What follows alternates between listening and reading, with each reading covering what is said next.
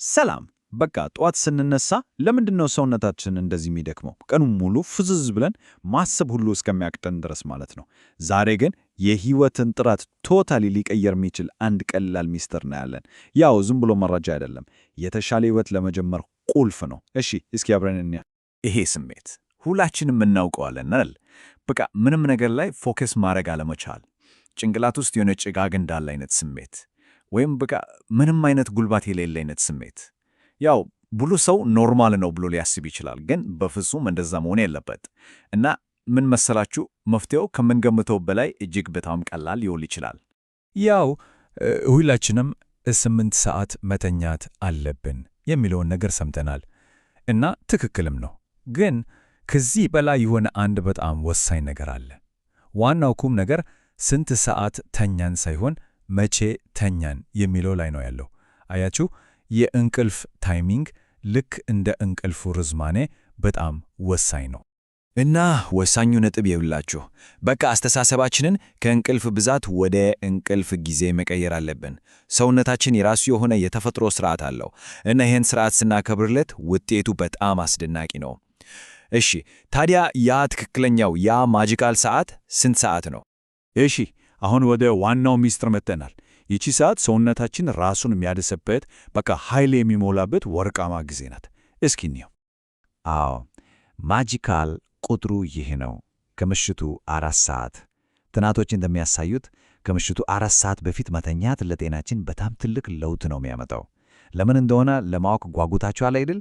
ከጀርባው ያለው ሳይንሳዊ ምክንያት በጣም ነው የሚያስገርመው። ይህ ነገር ሰርካዲያን ሪዝም ወይም በቀላሉ የሰውነታችን ባዮሎጂያዊ ሰዓት ይባላል። ቀለል አድርገን ስናየው ልክ ሰውነታችን ውስጥ ያለ ስማርት ሰዓት ነው ማለት ነው። ከፀሐይ ብርሃንና ከጨለማ ጋር ተናቦ ነው የሚሰራው። ፀሐይ ስትጠልቅ ሰውነታችን እሺ የመተኛ ሰዓት ደርሷል የሚል ምልክት መቀበል ይጀምራል። ችግሩ የሚጀምረው መቼ ነው? ይህንን ተፈጥሯዊ ምልክት ኢግኖር ስናደርገው ነው። እሺ፣ አሁን ደግሞ በጣም ያስገርመው ክፍል ላይ ደርሰናል። በየምሽቱ ሰውነታችን ውስጥ በሁለት በጣም ኃይለኛ ሆርሞኖች መካከል ጥልቅ ጦርነት ይካሄዳል።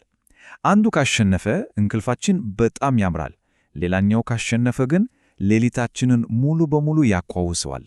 ይሄ ጦርነት በሜላቶኒን እና በኮርቲሶል መካከል ነው። ሜላቶኒን በቃ የእንቅልፍ ጀግናችን ነው። ጨለማ ሲሆን በብዛት ይመረታል።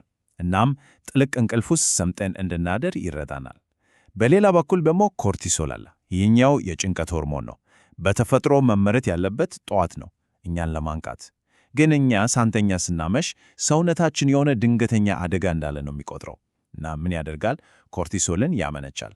ይህ ደግሞ የጭንቀት ስሜት እንዲሰማን፣ እንቅልፍ እንዲያሳጣን ያደርጋል። እና እስኪ ያስቡት፣ ይህን ጦርነት ማን እንዲያሸንፍ ነው የምናደርገው? ከምሽቱ 4 ሰዓት በኋላ ስልካችንን ወይም ላፕቶፓችንን ስንመለከት ከስክሪኑ የሚወጣው ሰማያዊ ብርሃን ሰውነታችንን ያታልለዋል። ገና ቀን እንደሆነ እንዲያስብ ያደርገዋል። ይሄ ደግሞ ምን ያደርጋል? ያንን የእንቅልፍ ጀግናችንን ሜላቶኒንን እንዳይመረት በማድረግ ያዳክመዋል። በቃ ለጭንቀት ሆርሞኑ እንዲያሸንፍ ዕድል የሰጠነው ነው ማለት ነው። እና ይሄ የሆርሞን ጦርነት የአንድ ሌሊት ጉዳይ ብቻ አይደለም። በቃ ማርፈድን ልማድ ካደረግነው ከጊዜ በኋላ በጣም ከባድ ዋጋ ነው የሚያስከፍለን። እስኪ ይሄ ጉዳይ ምን ያህል ከባድ እንደሆነ እንመልከት። ዘገይቶ መተኛት የሚያስከትለው ጉዳት በጣም ሰፊ ነው። ለምሳሌ የስነ ልቦና ጤና ላይ ለድብረትና ለከፍተኛ ጭንቀት በር ይከፍታል።